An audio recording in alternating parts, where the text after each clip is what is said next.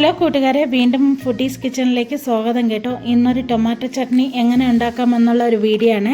അപ്പോൾ അതെങ്ങനെ ഉണ്ടാക്കാമെന്ന് നോക്കിയാലോ. അടുപ്പത്തൊരു പാൻ വെച്ച് ചൂടായതിന് ശേഷം അതിലേക്ക് 2 സ്പൂൺ ഓയിൽ ഒഴിച്ചു കൊടുക്കണം. ഓയിലൊന്ന് ചൂടായതിന് ശേഷം അതിൻ്റെ ഫ്ലെയിം ഒന്ന് കുറച്ച് വയ്ക്കണം കേട്ടോ. എന്നിട്ട് അതിലേക്ക് 2-3 വെളുത്തുള്ളിയുടെ അല്ലിയും പിന്നെ ആവശ്യത്തിന് പച്ചമുളക്, എരിവിനനുസരിച്ചിട്ട് പച്ചമുളകിൻ്റെ എണ്ണം കൂട്ടാവുന്നതാണ്. ഒരു 20 സെക്കൻഡ് നമ്മളൊന്ന് ഇളക്കി കൊടുക്കണം.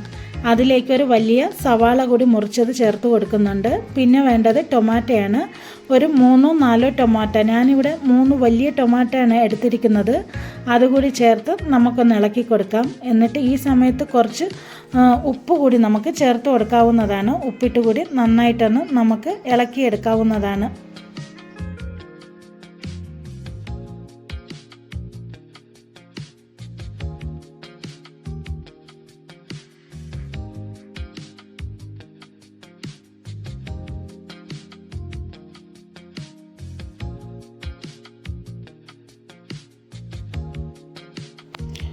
ഒരു മിനിറ്റ് കഴിഞ്ഞതിന് ശേഷം അതിലേക്ക് നമുക്ക് 1/4 ടീസ്പൂണ് കായപ്പൊടി ചേർത്ത് കൊടുക്കാവുന്നതാണ്.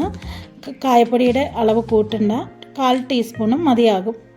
പിന്നെ വേണ്ടത് 1 സ്പൂണ് കാശ്മീരി ചില്ലി പൗഡറാണ് കേട്ടോ. ഈ കാശ്മീരി ചില്ലി പൗഡറും കൂടി ചേർത്തിട്ട് നമുക്ക് 1.5 മിനിറ്റോളം നന്നായിട്ട് ഇളക്കി കൊടുക്കണം. അത് നല്ല ആ കാശ്മീരി ചില്ലി പൗഡറിൻ്റെ പച്ചമണമൊക്കെ പോയിട്ട് നമുക്ക് കിട്ടുന്നതാണ്. ഏകദേശം ഇവിടെ റെഡി ആയിട്ടുണ്ട്. ഈ ഒരു പരുവത്തിലാണ് നമുക്ക് കിട്ടേണ്ടത്.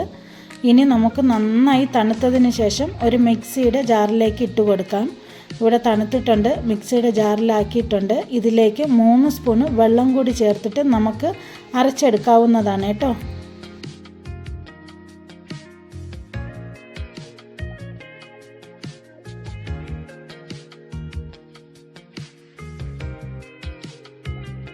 അരച്ചെടുത്ത പേസ്റ്റ് കിട്ടിയിട്ടുണ്ട്. ഇനി നമുക്കിത് കടുക് വറക്കണം. കടുക് വറക്കാനായിട്ട് അടുപ്പത്തൊരു പാൻ വെച്ച് ചൂടാക്കാം. ചൂടായതിലേക്ക് നമുക്ക് 2 സ്പൂണ് എണ്ണ ഒഴിച്ചു കൊടുക്കാം കേട്ടോ.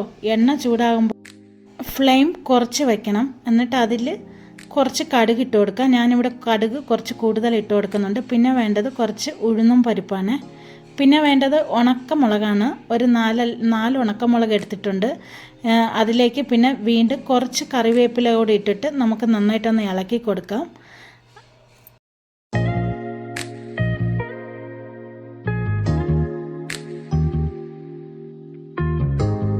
എന്നിട്ട് നമ്മൾ അരച്ചു വച്ചിരിക്കുന്ന പേസ്റ്റ് ഇതിലേക്ക് ഒഴിച്ചു കൊടുക്കണം കേട്ടോ. എന്നിട്ട് നന്നായിട്ട് മിക്സ് ചെയ്യണം.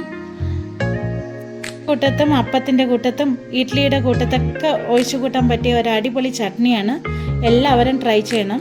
എന്നിട്ട് ഫീഡ്ബാക്ക് അറിയിക്കണം കേട്ടോ. ഇവിടെ നമ്മുടെ ചട്നി റെഡി ആയിട്ടുണ്ട്. ഇനി നമുക്കൊരു ബൗളിലേക്ക് മാറ്റാം.